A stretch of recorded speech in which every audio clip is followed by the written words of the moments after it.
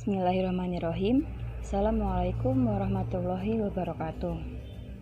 Selamat pagi teman-temanku semuanya. Bagaimana kabar teman-teman pada hari ini? Semoga teman-teman dalam keadaan sehat walafiat. Amin Allahumma amin. Dan jangan lupa untuk tetap mematuhi protokol kesehatan dimanapun teman-teman berada. Pada kesempatan kali ini, kami dari kelompok 3 yang beranggotakan Firda Rifki Rahmawati, Fitria Nuraida, Gilang Mukti Pramudia, Haidar Khalid Al-Mubarok, Rizky Dwi Nur Aini, dan Zuzina Ulfati akan mempresentasikan materi dengan judul Optika Geometri. Cabang fisika yang mempelajari cahaya yang meliputi bagaimana terjadinya cahaya, bagaimana perambatannya, bagaimana pengukurannya, dan bagaimana sifat-sifat cahaya dikenal dengan nama optika. Berdasarkan Kamus Merriam-Webster, optika adalah ilmu pengetahuan yang mempelajari tentang pembangkitan dan penyebaran cahaya, perubahan yang dialami dan dihasilkannya, serta fenomena lain yang terkait erat dengannya. Sedangkan optika geometri adalah sebuah pendekatan untuk mempelajari ilmu optika ketika panjang gelombang yang ditinjau jauh lebih kecil ukurannya dibandingkan dimensi peralatan yang mempelajarinya, dan energi fotonya jauh lebih rendah dibandingkan sensitivitas peralatannya. Ada pendapat lain yang mengatakan bahwa optika geometri merupakan bagian fisika yang membahas fenomena-fenomena atau sifat-sifat cahaya dengan menggunakan alat-alat yang ukurannya relatif besar. Saya, Rizky Dwi Nur Aini, dengan NIM 207-1973, akan menjelaskan sedikit tentang cermin datar. Pasti teman-teman di sini sudah tidak asing lagi, bukan, dengan yang namanya cermin, terutama anak perempuan, dan saya juga termasuk. Pasti kemana-mana itu selalu bawa cermin. Nah, tapi apakah kalian sudah tahu apa sih cermin itu? Jadi, cermin merupakan kaca bening yang dilapisi amalgam atau campuran raksa dan perak sehingga tidak dapat ditembus cahaya dan memantulkan hampir seluruh cahaya. Nah, lalu apa sih cermin datar itu? Cermin datar adalah kaca yang salah satu permukaannya datar atau rata dan permukaan yang lain dilapisi logam. Pada cermin datar, pemantulannya itu selalu mengikuti hukum pemantulan cahaya. Nah, ini gambaran cahaya saat mengalami pemantulan teratur ketika mengenai cermin datar. Di situ terbentuk I, yaitu sudut sinar datang, dan R, sudut sinar pantul. Sifat bayangan yang dibentuk oleh cermin datar yaitu ukuran bayangan sama dengan ukuran aslinya. Jarak bayangan ke cermin sama dengan jarak benda ke cermin. Bayangan yang terbentuk bersifat maya atau tidak nyata atau tidak dapat ditangkap oleh layar. Bayangan benda berdiri tegak seperti bendanya, dan arah kiri dan kanan bayangan berlawanan dengan bendanya. Selanjutnya akan dijelaskan oleh teman saya. Bismillahirrahmanirrahim. Assalamualaikum warahmatullahi wabarakatuh. Perkenalkan, saya Fitria Nur Aida dengan NIM 207190063 akan menjelaskan cara pembentukan bayangan benda pada cermin datar. Yang pertama, sinar datang yang tegak lurus terhadap cermin datar dipantulkan sejajar atau berhimpit dengan sinar datang dan sinar pantul tersebut diperpanjang. Yang kedua, sinar datang yang membentuk sudut dipantulkan dengan sudut yang sama dan sinar pantul tersebut diperpanjang. Selanjutnya, saat dua cermin disatukan atau membentuk sudut tertentu, lalu jika benda diletakkan di antara keduanya, maka akan membentuk bayangan dalam jumlah tertentu. Banyaknya bayangan benda yang terbentuk dapat ditentukan dengan rumus N sama dengan T 360 derajat per X min 1. Keterangan: N merupakan jumlah bayangan, sedangkan X merupakan sudut yang terbentuk di antara dua cermin. Contoh soal: dua buah cermin datar dipasang membentuk sudut 60 derajat. Sebuah benda diletakkan di antara dua cermin tersebut. Jumlah bayangan benda yang akan terbentuk pada kedua cermin adalah pembahasan. Mencari jumlah bayangan benda yang akan terbentuk pada kedua cermin. N sama dengan 360 derajat per X min 1. N sama dengan 360 derajat per 60 derajat min 1.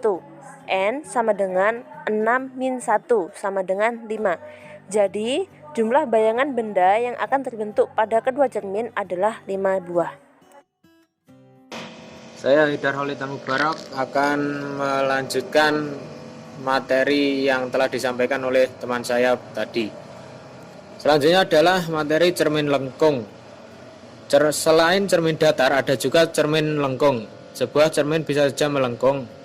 Ada dua macam cermin melengkung, yaitu sebagai berikut. Yang pertama adalah cermin cekung dan yang kedua adalah cermin cembung.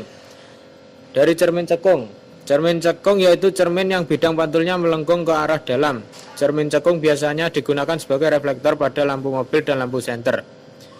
Kedua adalah cermin cembung. Cermin cembung merupakan cermin yang permukaannya berbentuk lengkung teratur keluar. Bagian tengah cermin mempunyai jarak lebih dekat ke benda daripada bagian tepinya. Ada sebuah titik imajiner yang menjadi pusat kelengkungan cermin yang memiliki jarak yang sama dengan setiap titik di permukaan cermin. Selanjutnya adalah penjelasan dari sifat cermin, pembentukan bayangan cermin, rumus cermin dari cekung. Yang pertama adalah sifat cermin cekung. Cermin cekung bersifat mengumpulkan sinar atau konvergen. Artinya sinar-sinar yang sejajar yang jatuh pada permukaan cermin dipantulkan ke satu titik yang disebut titik api atau titik fokus. Yang kedua adalah pembentukan bayangan cermin cekung. Bayangan benda yang terjadi selalu nyata karena merupakan perpotongan langsung sinar-sinar pantulnya. Akan tetapi ketika benda diletakkan pada jarak di antara titik fokus dan cermin, bayangan benda tidak akan ada di depan cermin. Bayangan benda akan terlihat di belakang cermin cekung, diperbesar dan tegak.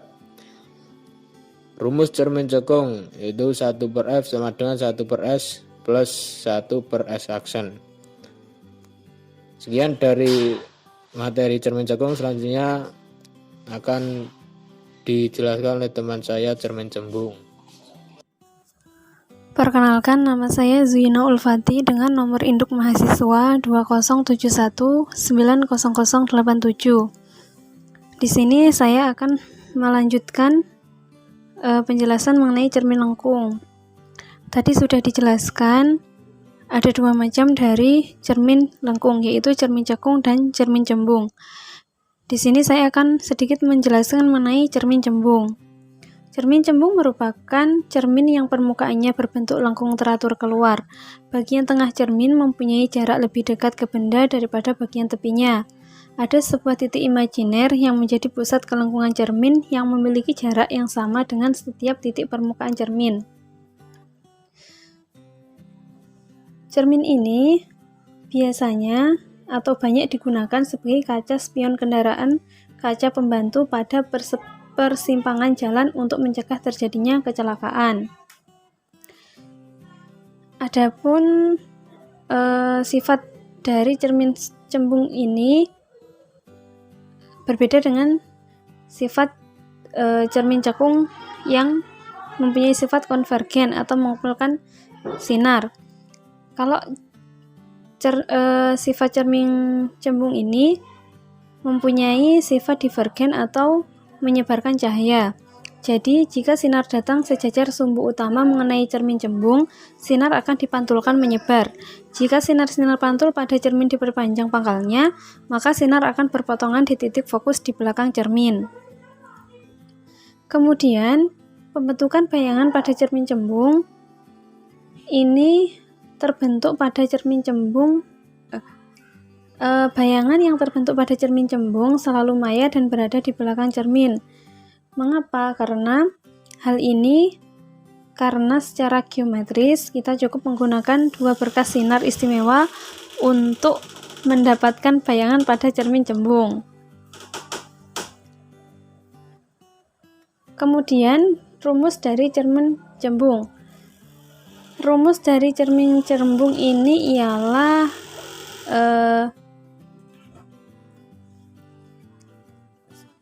F sama dengan setengah kali R. Perkenalkan, nama saya Gilang Mukti Pramudia dengan NIM 207190065. Nah, di sini saya akan melanjutkan presentasi dari teman-teman saya sebelumnya, dan di sini saya akan membahas mengenai pembiasan cahaya. Pembiasan cahaya merupakan pembelokan gelombang cahaya yang disebabkan adanya perubahan kelajuan gelombang cahaya. Nah, pembiasan cahaya ini sering disebut hukum pembiasan. Pada penjelasan sebelumnya kita sudah bahas bahwasanya ketika cahaya melewati bidang batas dua bahan yang memiliki perbedaan indeks bias, maka cahaya akan dibiaskan. Nah, contohnya seperti ketika ada seberkas sinar laser yang diarahkan pada sebuah permukaan kaca plan paralel, maka berkas sinar laser ini akan dibelokkan tepat di perbatasan antara udara dan kaca. Nah, bisa dilihat pada gambar di samping merupakan salah satu contoh dari pembiasan. Selanjutnya, pembiasan itu dibagi menjadi dua, yaitu pembiasan pada lensa cembung dan pembiasan pada lensa cekung.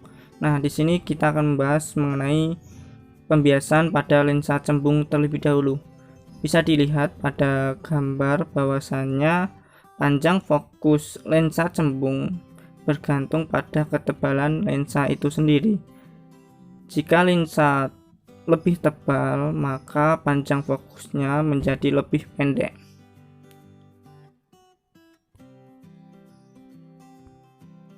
Selanjutnya yaitu pada lensa cembung mempunyai beberapa sinar istimewa, antara lain yaitu yang pertama adalah berkas sinar yang sejajar sumbu utama dibiaskan melalui titik fokus utama.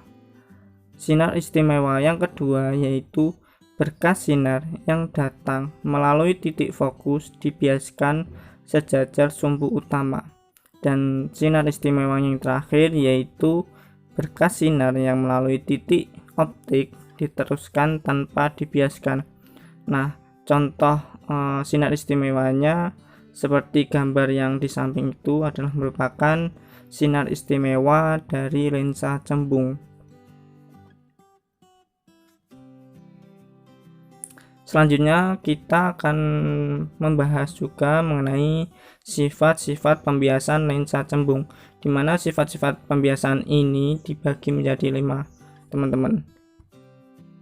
Yang pertama yaitu sifat bayangannya adalah maya, tegak, dan diperbesar dengan letak bayangan di depan lensa dan posisi benda pada ruang pertama. Sifat yang kedua yaitu bayangan maya, tegak, dan diperbesar terletak pada depan lensa dan posisi benda pada titik fokus. Bisa dilihat pada gambar di bawah itu merupakan sifat pembiasan lensa cembung yang kedua. Sifat selanjutnya yaitu nyata, terbalik, dan diperbesar dengan letak bayangan di belakang lensa dan posisi benda pada ruang kedua. Setelah itu yaitu sifat bayangannya nyata, terbalik, dan sama besar, letak bayangan di belakang lensa dan posisi benda pada pusat kelengkungan. Dan sifat yang terakhir yaitu sifat bayangannya nyata, terbalik, dan diperkecil, terletak pada belakang lensa dan posisi benda pada ruang ketiga. Nah, mungkin itu saja dari saya. Nanti akan dilanjut oleh teman saya berikutnya. Oke, selanjutnya yaitu lensa cekung.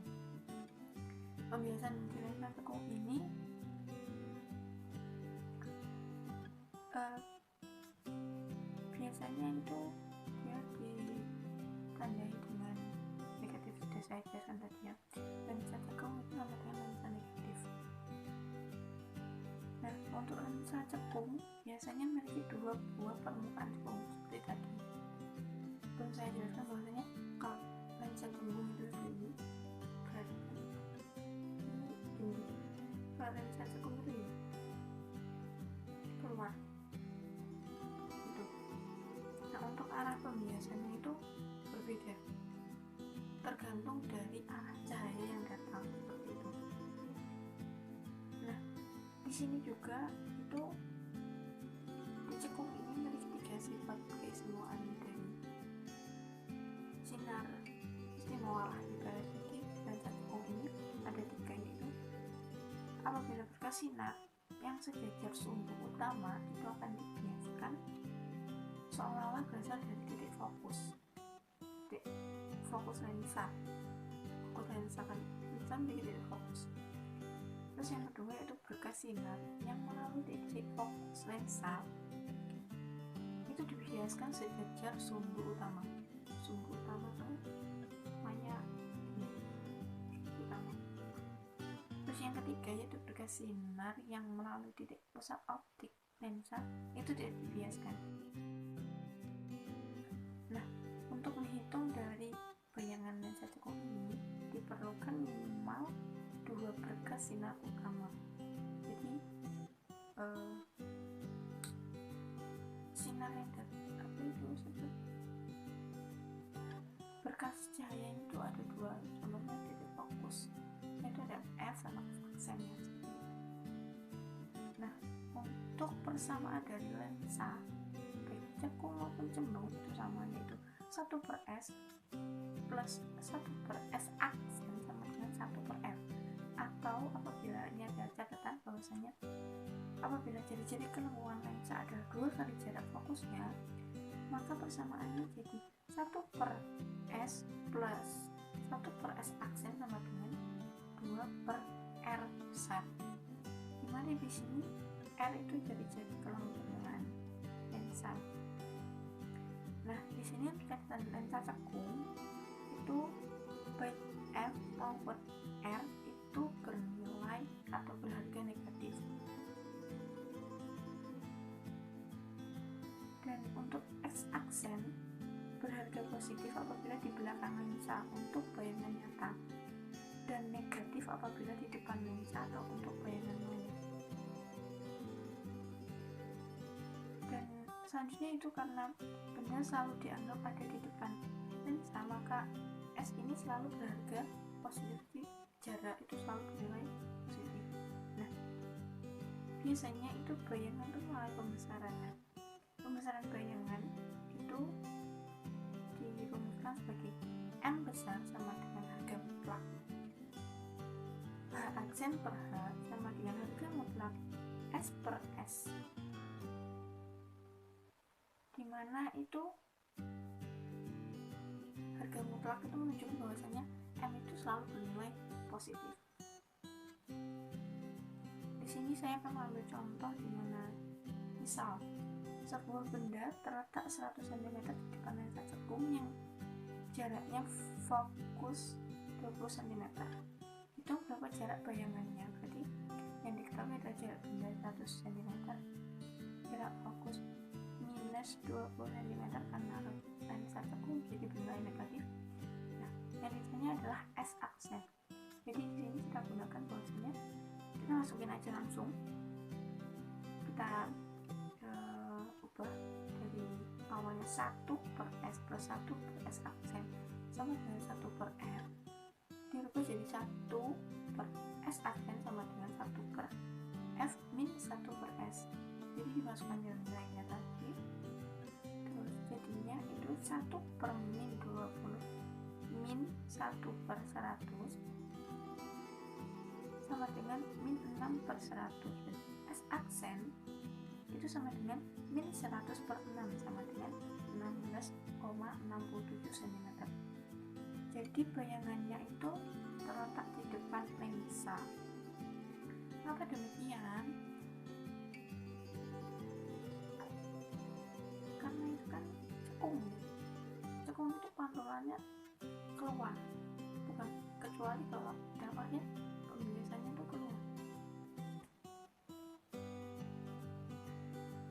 Dan ini tadi kan fokusnya tidak berada di pusat, fokus di pusat sumbu gitu. Jadi tetap dibiaskan seperti itu. Jadi dia berbeda.